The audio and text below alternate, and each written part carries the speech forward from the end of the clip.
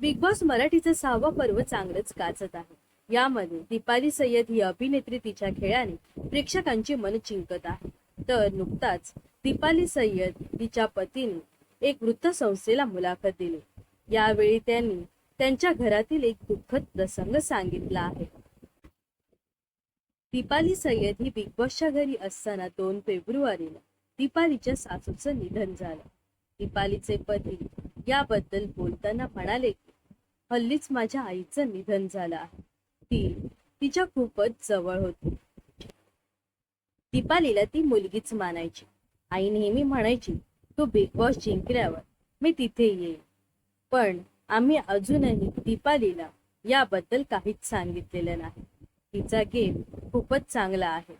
ती खूपच चांगली खेळत आहे. दीपाली पर्यंत ही बातमी पोहोचली तर ती खूपच खचून जाईल. ती बिग बॉसच्या घरातून बाहेर यायचा प्रयत्न करेल. तिने पाहिलेलं हे स्वप्न अर्धवट राहील. त्यामुळे तिच्या सासूच्या निधनाची बातमी अभिनेत्री दीपाली सय्यद पर्यंत पोहोचवलेली नाही.